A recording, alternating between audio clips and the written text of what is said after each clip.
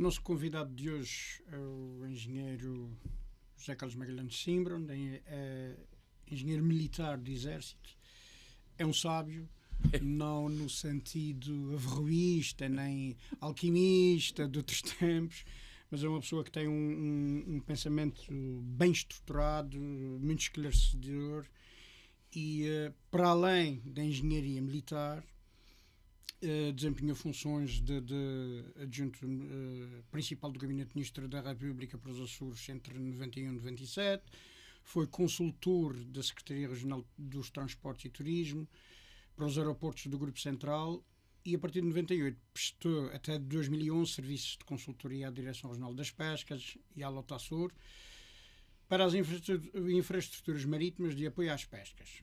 Portanto, está intimamente ligado aos aeroportos do Grupo Central, às estruturas e infraestruturas marítimas. Portanto, eu diria, um possibilista por oposição ao determinismo geográfico. E eu começo pela sua ação. Eu saltei aqui uma série de competências e de ações que também teve no Exército, no âmbito do Exército, mas começo aqui pelos Açores,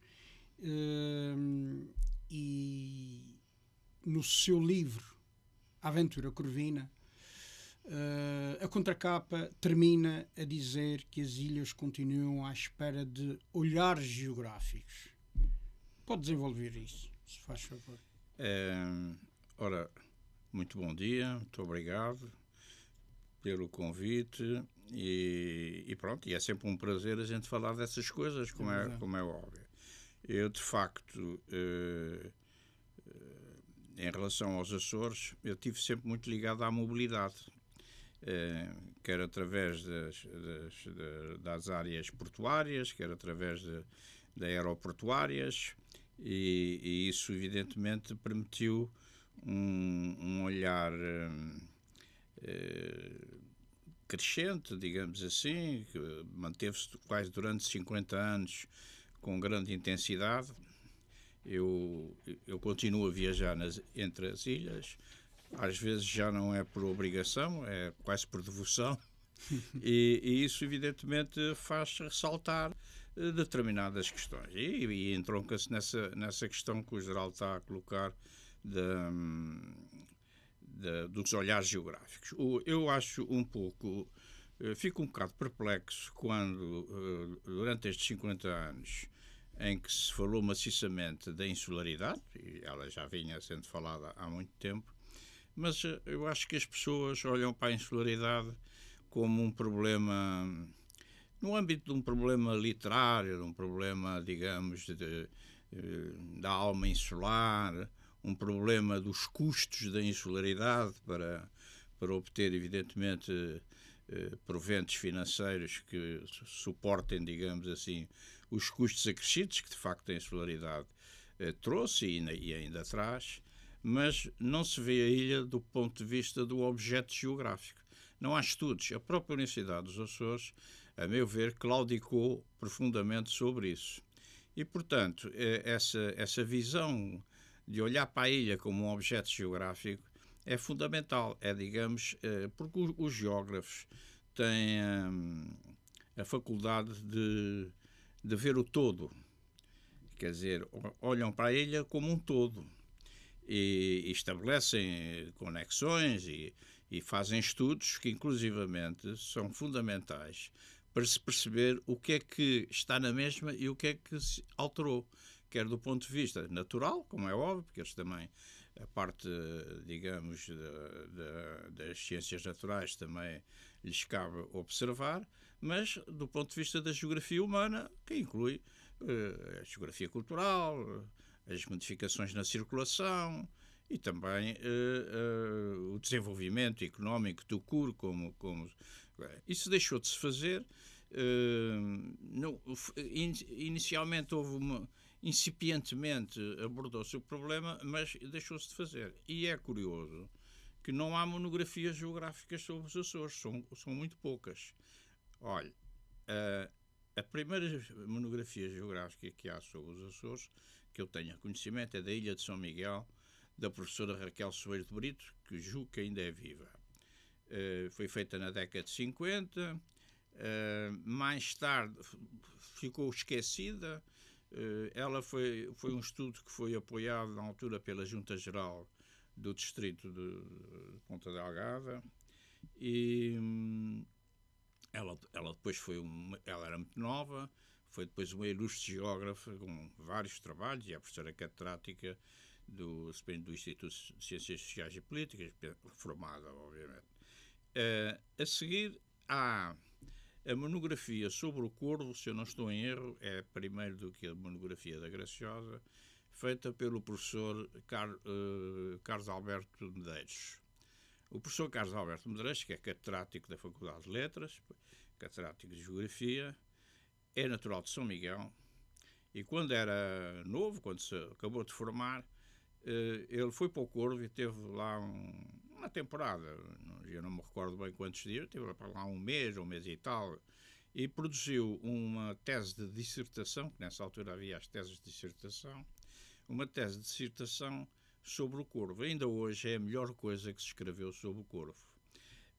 E é muito curioso, porque o professor Carlos Alberto Feijó, que também, graças a Deus, ainda é vivo e julgo que está bem, quer dizer, é um homem, deve ter os seus 80 e poucos anos, 82, 83 anos, e eu tentei até que alguém se interessasse em o convencer a fazer uma nova edição.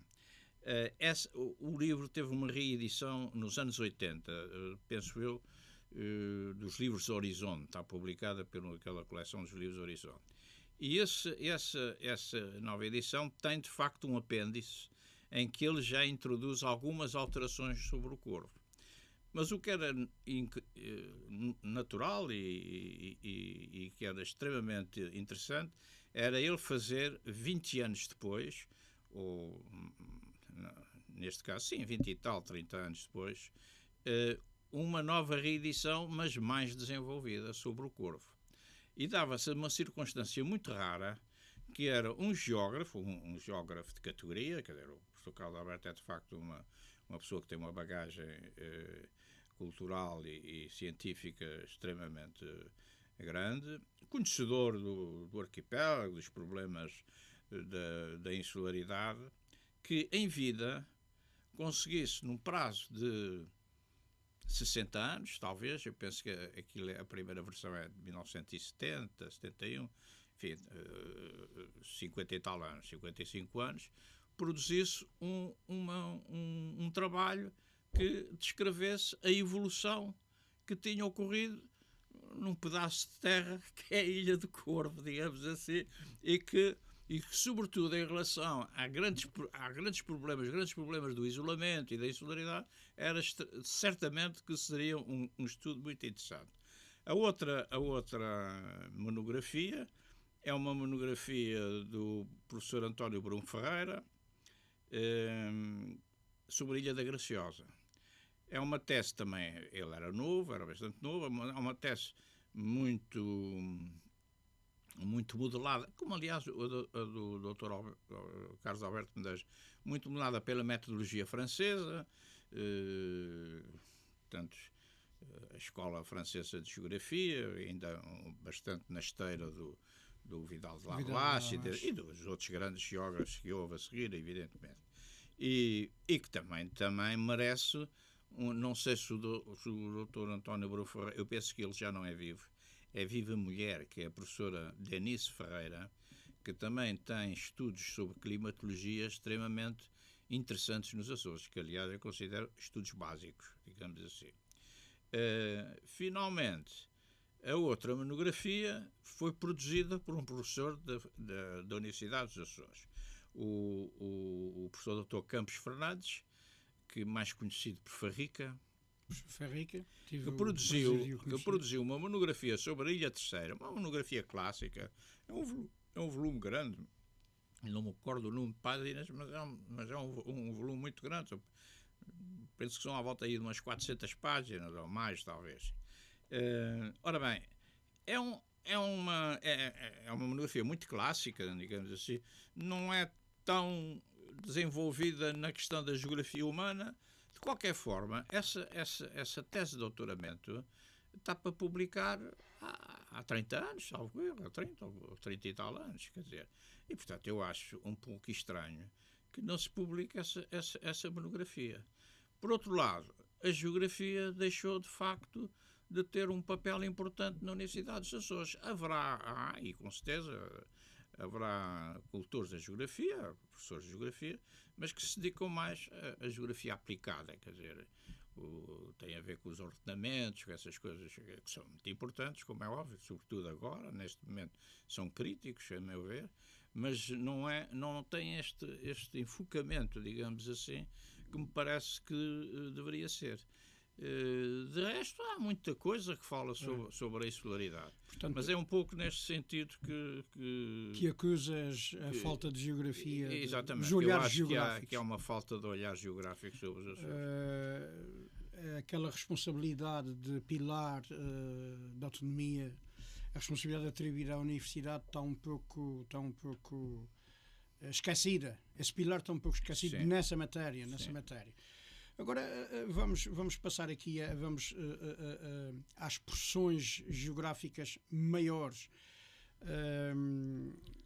Em termos de centralismo. Há dias o engenheiro Cimbro falava a diferença entre globalização e mundialização. Isso no âmbito da nova ordem mundial, que não põe ao fim e ao cabo, não está a pôr ao fim e ao cabo nenhum ordenamento, nenhuma disciplina. Estamos aqui a deslizar para as relações internacionais. Aliás, nós começamos nos Açores, mas isso não obsta a qualquer visão da relação internacional. Uma vez que os Açores têm múltiplos centralismos, não é? Eu estou a ser um pouco interdisciplinar. Estamos aqui a ter uma conversa interdisciplinar. Nós tivemos, engenheiro Cimbro, nós tivemos duas grandes pazes, passa a expressão, imperialistas. A Pax Romana, a Pax Otomana. À medida que a modernidade e com valores democráticos foi avançando, houve uma grande procura de centralismo. E essas multidisciplinares também, multi-instituições, como a Organização Mundial de Saúde, a Organização Mundial de Comércio, o FMI, etc., são gestores de parcelas da globalização. Eu agora gostava que o engenheiro fizesse aqui uma pequenita aula: globalização, mundialização, ordem desordenada. Um desafio. Bom, o Geraldo sabe que essas noções de mundialização e de globalização são muito polissémicas, isto é, têm muitas interpretações, porque são muito fluidas, quer dizer, na sua... E muitas vezes dependem, lá está, do olhar que se tem sobre elas, quer dizer, da formação das pessoas que elaboram esses conceitos. Um economista vê isto de uma determinada maneira, um historiador, os geógrafos normalmente são muito importantes, mas são muito esquecidos também nesse aspecto. E há vários cientistas políticos, agora vem a mundialização, e é muito difícil definir, enfim, conceptualmente essas questões. Eu quero-me parecer que a mundialização é um conceito que está muito ligado à geografia, isto é, tem a ver com a ideia de que o conhecimento foi sempre alargando, digamos assim, o conhecimento da Terra. Há uns que radicam esse conhecimento na pré-história, há outros que radicam no mundo romano, por exemplo, no mundo greco-romano, outros ainda que radicam, e aí é um marco de facto muito importante, nas grandes descobertas, porque de facto é nessa altura que se tem o conhecimento da forma da Terra, quer dizer, tem um conhecimento e a experiência, porque foram praticamente a quase todos os lugares. Nessa época, a finitude do conhecimento não é completa, ela só vai atingir, ser razoavelmente conhecido no final do século XIX, com a ocupação dos grandes espaços. Aliás, a ocupação dos grandes espaços é uma característica daquilo que germinou a geopolítica. Geopolítica, naturalmente, que é proveniente de várias correntes, de vários contributos, digamos assim. Mas, basicamente, o que é que acontece? Está muito ligado à consciência geográfica. A consciência geográfica é uma coisa muito importante ao longo de todo o percurso humano. Portanto, a mundialização, de certo modo, ainda continua. Eu recordo, há um texto muito interessante do Paul Valéry sobre a finitude da Terra. Ele acha que, na época dele, a Terra estava completamente desvendada. Não era bem assim, quer dizer, porque, embora do ponto de vista do espaço havia, digamos, zonas, como aliás ainda há hoje, as grandes profundidades do oceano, a Antártida, enfim, a própria mundo que rodeia a Terra, não é? Mas isso, enfim, penso que já é para outra categoria de análise. A verdade é que continua a haver e hoje a mundialização continua a existir. Pois há autores que acham que a mundialização o que tem de diferente é uma marca cultural.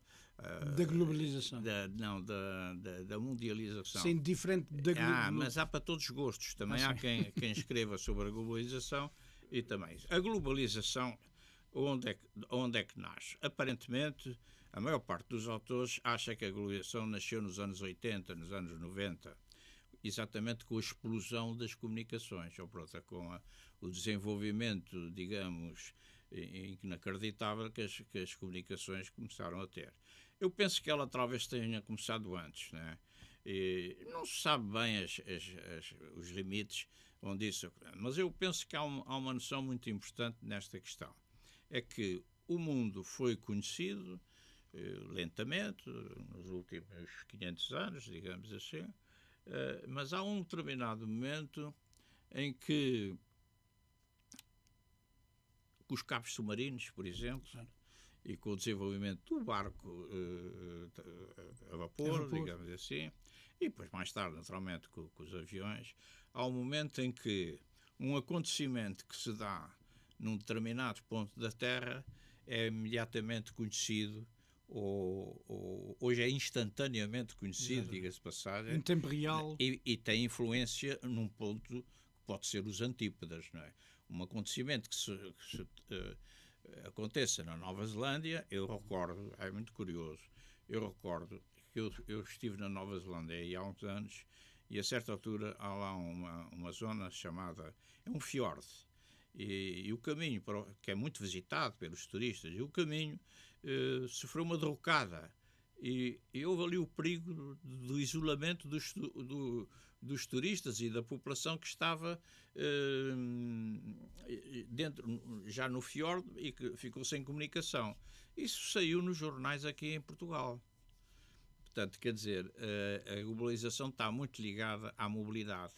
À mobilidade, e depois, naturalmente, com as comunicações, com a internet, com a capacidade das trocas. As trocas expandiram-se tremendamente, porque as trocas comerciais também, com a capacidade de transportar grandes o problema, a circulação dos capitais, tudo isso torna que a globalização é, de facto, inescapável, digamos assim. Quer dizer, neste momento não há maneira de se escapar. E, evidentemente, que isso tem influência em todos os sítios. Claro que há uns sítios que estão um bocadinho mais protegidos, não se sabe por quanto tempo. Por outro lado, Geraldo estava-me a falar sobre a centralização. O que nós hoje não sabemos é se caminhamos no domínio para uma maior centralização ou se caminhamos para uma descentralização. Porque os meios técnicos permitem... É que é exatamente isso. Até agora teve um discurso descentralizador. Todavia, nós verificamos que há uma confluência de competências e de ação, de autoria em instituições supranacionais, não governamentais, e que dão origem a discrepâncias como estas. O Levante, que foi absorvido pela Síria e pelo Líbano. O Líbano era um Estado benigno, a Síria, e agora portanto, zonas representavam zonas de prosperidade. E agora nós todos sabemos que são focos de tensão constantes, esquecidos agora por momentos, mas são. E, portanto, por isso, descentralizado por um lado, globalizado por outro, mas uma globalização entregue, uma sociedade quase encomandita, não é? É esta discrepância aqui que eu ponho em causa. Pois, mas isso, enfim, sabe, há um geógrafo, há um grande geógrafo francês chamado Jean Gottman, já faleceu, e o Jean Gottman desenvolve uma teoria chamada as iconografias. E o que é essa teoria? É uma teoria desenvolvida nos anos 50, portanto, muitas destas coisas ainda não tinham a força que têm, digamos, a intensidade que têm. Ele opõe a circulação, onde se integra, digamos, tudo isso, com as iconografias, que são os obstáculos. E os obstáculos são, por exemplo, as identidades, as memórias, as sacralizações, sacralizações de pequenos espaços, porque uma das coisas que a globalização, de certo modo a mundialização, desacralizou muito o território. Mas isso não significa que a sacralização tenha desaparecido. A sacralização pode aparecer de outras maneiras. Pronto. E, portanto, por um lado. Por outro lado, há sempre aquela questão, para quem estuda a guerra é uma dialética entre o escudo e a espada. Quer dizer, porque, claro que não é o escudo e a espada do curso, são aquilo que substituíram o escudo. Quer dizer, qualquer ação, qualquer arma tem o seu antídoto, ou desenvolve o seu antídoto. Não é? E, portanto, e há até os teóricos que dizem que o progresso da humanidade é exatamente isso. Foi muito provocado por essa antítese, não é? Exatamente. Pronto. E são teorias. Portanto, e ainda clássicas. Hoje se assiste à política como continuidade o que eu espero é que alguns aspectos da globalização possam gerar antídotos. É evidentemente uma esperança que ajuda a viver, mas não deixa de ser também verdadeiro. Quer dizer, provavelmente vão surgir métodos, digamos, que se conseguem contrapor a certos aspectos da globalização. Isto é, a globalização, isto levanta o problema do determinismo geográfico. É preciso ver o seguinte. Já agora eu penso que é interessante essa coisa. A ideia de que no final do século XIX houve uma oposição do determinismo, isto é, o determinismo entendido como um acontecimento político que tem uma causa única, e os possibilistas que dizem que o homem tem capacidade para escolher as suas ações, quer dizer... O engenheiro é um possibilista, não é? Não, nem tanto. Eu acho que nem tanto... Pela obra feita, não é? Sim, mas isso não quer dizer que não... é preciso ter atenção. O Ratzel, que foi um grande homem, um grande académico, é normalmente tido como um propositor do determinismo. Mas isso não é bem verdade. E o Vidal de Lablache, que também é tido pelo inventor do possibilismo, o Vidal de Lablache nunca utilizou essa palavra. Essa palavra é utilizada muito mais tarde pelo Lucien Febvre, por razões corporativas.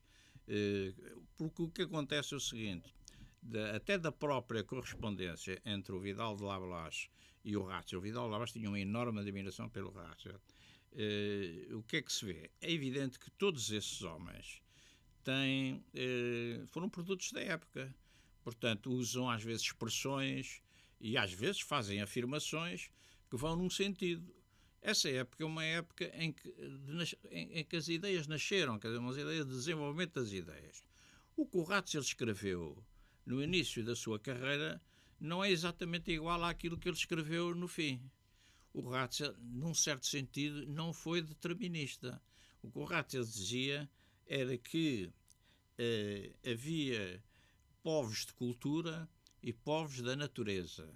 Os povos da natureza tinham pouca possibilidade de alterar as condições, a influência do ambiente, a influência do sol. Os povos de cultura já não. Os povos de cultura tinham possibilidade de alterar isso. Não era muito diferente do que o Vidal de Lablache dizia.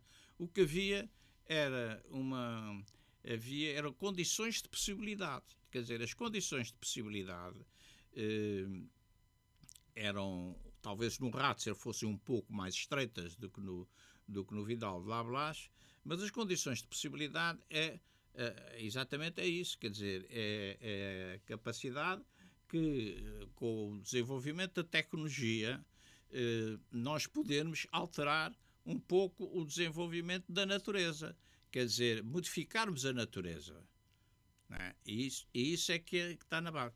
Essa discussão é muito interessante. Está reaberta, porque descobriu-se mais textos sobre o Ratzel e Vidal de Lablache. Há um professor francês que, aliás, eu conheço e já falei com ele, tive uma conversa extraordinariamente interessante com ele uma vez em Paris, e que também fala sobre a geopolítica das ilhas, que exatamente vem rever, é um professor da Universidade de Anvers, agora passa-me o nome, mas já me vou lembrar.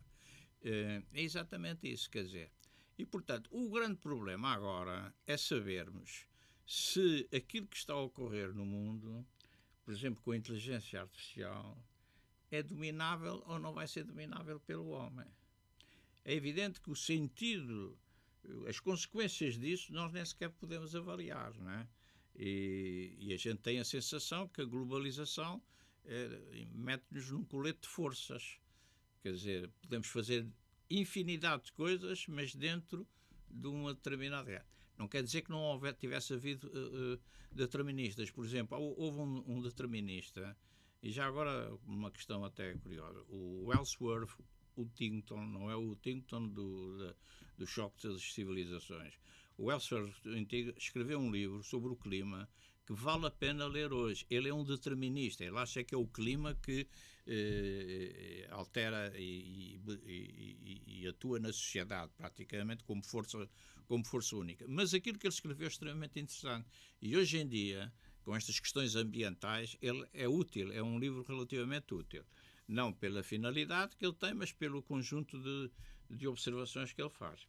De maneira que é assim, o Ratzel, infelizmente, aquilo que chegou, e que você sabe que na maior parte do ensinamento da geopolítica hoje, lá está o Ratzel, é muito espalhado por uma senhora que é a Ellen Simple, que resolveu, uma americana da Universidade de Harvard, que resolveu ir para a Universidade, não sei se foi Leipzig, acho que foi Leipzig, assistir às aulas do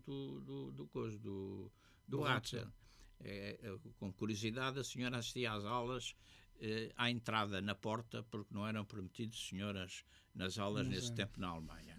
E então, há quem diga que foi ela sofreu um golpe de vento, pá, e resolveu espalhar aquilo que lhe interessava do que o Russell dizia. Pronto. A senhora depois fez um curso da Universidade de Harvard, mais tarde tiveram que acabar com o curso, mas pronto, isso são os fediveres nessas condições de possibilidade. O engenheiro também pertenceu ao Centro de Relações Internacionais de Estratégia da Universidade dos Açores, CERI, e, portanto, ninguém melhor do que... Penso que tem um mestrado.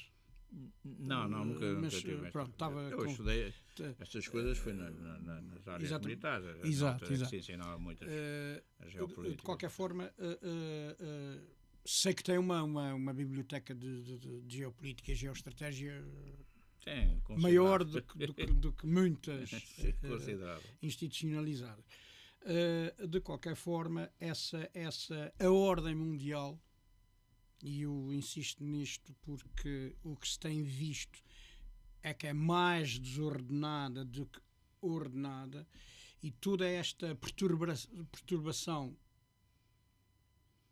com um certo passado recente, com um presente e com um futuro no horizonte, continua a deixar-nos aqui na incerteza, apesar de uma série de filtros, de uma série de conceitos, de uma série de conselhos e do cimeirismo que volta e meia, aliás, cada vez mais, é quase mensal, uma cimeira sobre, e ao fim e ao cabo nós andamos assim um pouco sem bússola.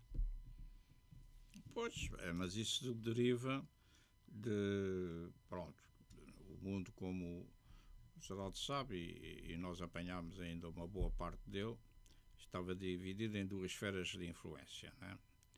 A americana e a antiga União Soviética, que dentro de determinadas áreas, digamos, ordenava um bocado o mundo.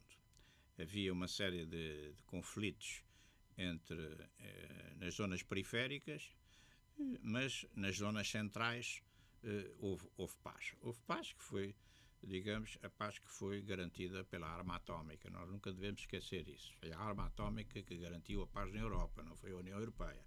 A União Europeia veio a desenvolver e veio a contribuir, isso sem dúvida alguma.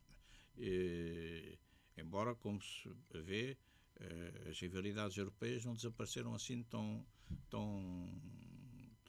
como a gente pensa. Nota-se bastante. De qualquer forma, foi isso. O esboroar da União Soviética, evidentemente, levou a que os dirigentes russos, e aliás é muito curioso que foi o próprio Putin que ainda apanhou isso, entendeu dever aproximar-se da Europa. Foi aquela época em que eles achavam que a Europa pertencia, que a Rússia pertencia à Europa. Exato.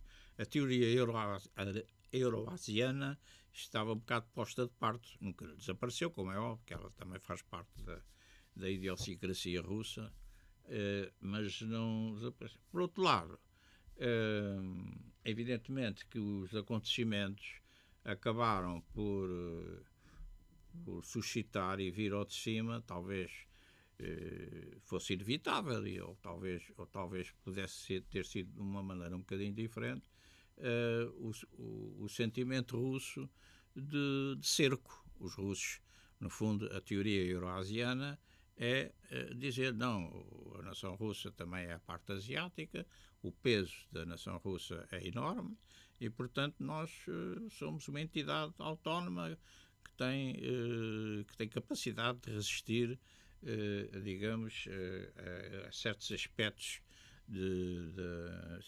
civilizacionais, ou pelo menos tidos como civilizacionais, que nos querem impor do ponto de vista deles, obviamente. Mas o que é facto é que eles entendem que o glacis defensivo da Rússia passa por os países do leste da Europa, e a guerra da Ucrânia é devido a duas coisas: ao domínio do Mar Negro, que é a chamada reiteração histórica, quer dizer, durante toda a vida, o Mar Negro, pelo menos durante os primeiros anos do milénio, o Mar Negro foi submetido a apetites, sobretudo dos povos da estepe, que nunca consentiram que o acesso ao mar. E porquê? Porque o Mar Negro é um mar quente. Você, se verificar a Rússia, hoje em dia as coisas são um bocadinho diferentes, porque os gelos e tal, mas a Rússia é cercada por mares gelados. Mesmo o Báltico tem muitas limitações. O Mar Quente era um mar de comunicação. Ao princípio era com o Mediterrâneo, que era um mar principal, pelo menos, mas mesmo assim era a via para se chegar aos outros sítios, quer dizer, ao Atlântico, essas coisas. Portanto, e também a questão da Europa de Leste, que é, digamos, a Rússia protetora dos eslavos, digamos assim. E isso não é só uma questão étnica, que tenha mais força ou menos força conforme as épocas, é também uma questão defensiva. Eles acham que um posicionamento nesses países é uma ameaça para eles. Portanto, a convicção deles é basicamente destes pontos. Existencialista, não é? Exatamente. Daquele Estado. Engenheiro, nós vamos ficar agora por aqui. Muita matéria haverá para umas próximas. Depois isso era nunca mais interminável, isto é interminável.